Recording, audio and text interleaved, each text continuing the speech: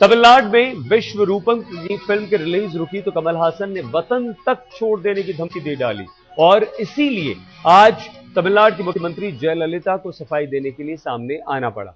मुख्यमंत्री जयललिता ने कहा कि राज्य सरकार पर अनर्गल आरोप लगाए गए हैं। कानून व्यवस्था हमारी पहली प्राथमिकता है। अगर राज्य में कानून व्यवस्था बिगड़ती है तो उसका जिम्मेदार कौन होगा? जयललिता ने कहा कि कानून व्यवस्था बिगड़ने के बाद जागने से अच्छा है कि एहतियाती कदम उठा लिए जाएं। अमन चैन बनाए रखना हमारी जिम्मेदारी है।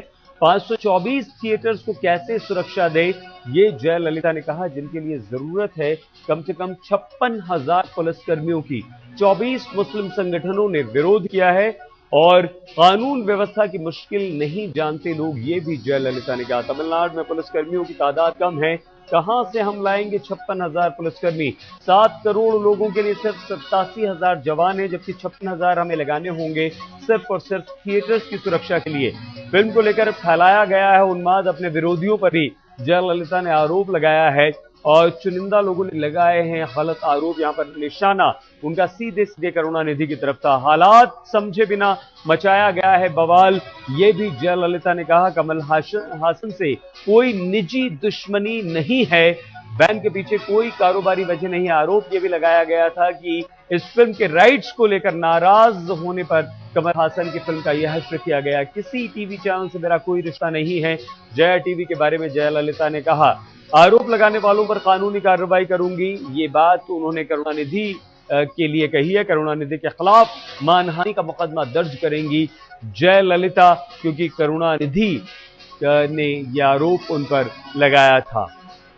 Suppose we had allowed the film to be released despite the protests and the demand for banning the movie from various Muslim organizations. Suppose the government had proceeded to allow the film to be screened.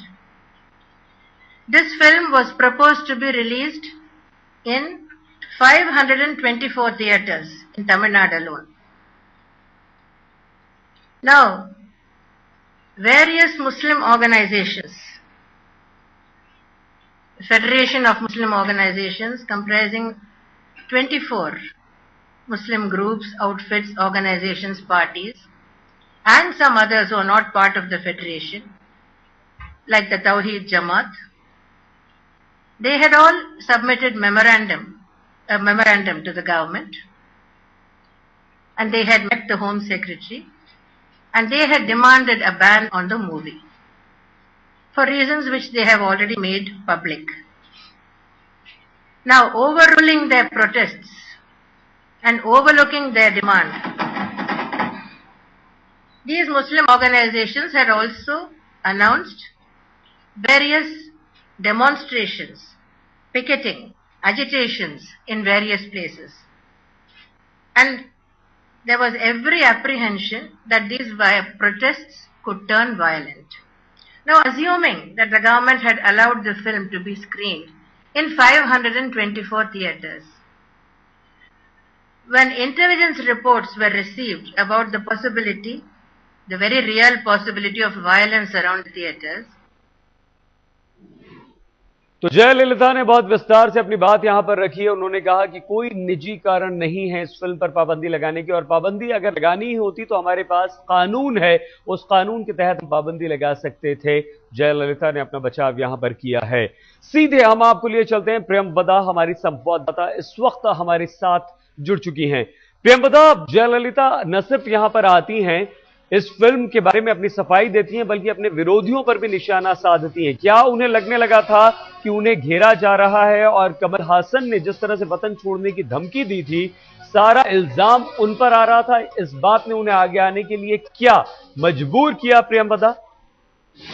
मुझे भी लग रहा है कि काफी दबाव था इस मामले के ऊपर, और दो तीन दिन से ये चर्चा हो रहा था। और कल करुणानिधि ने जो बताया था ये घोटाले के बारे में कि क्यों जयललिता कमल हासन के खिलाफ है, उसने बहुत सारे एलिगेशंस किए थे। इसीलिए जयललिता ने सोचा होगा कि अभी उसको बाहर आके बताना होगा क्या है स्थिति।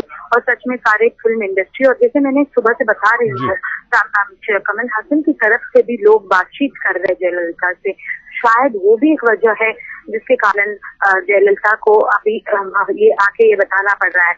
मगर मेरे जो सूत्र बता रहे हैं उसको लगा कि अब उसको ये पोजीशन को क्लैरिफाई करना है, क्योंकि बहुत सारे एक्यूजेशन और बहुत सारे एलिगेशन उसके खिलाफ आना शुरू हो गया था, इसलिए अभी जयललिता को ये बात बताना ही पड़ा था।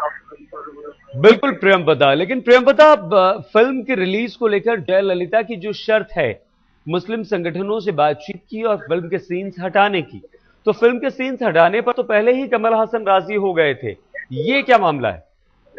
अभी वही बोल रही है जयललिता कि उसके लिए इसके बारे में कोई चर्चा नहीं है, उसके बारे में कोई मामला नहीं है। वो बता रही है कि ये जो समुदाय के लोग हैं उसके साथ अगर कमल हासन बैठकर ये सारे जो भी मामले हैं उसको सुलझाने के लिए तैयार है, तो राज्य सरकार भी उसको फैसिलिटेट करने के लिए तैयार है।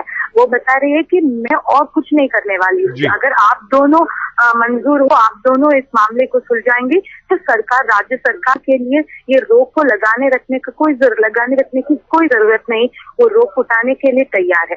बस जयललिता बोल रही है कि हम राज्य सरकार ये भी करेंगे कि दोनों बिठाकर बात करने के लिए भी राज्य सरकार तैयार है। बिल्कुल प्रियंवदा जी, कमल हासन को ही बताना पड़ेगा कि वो क्या करने वाले हैं।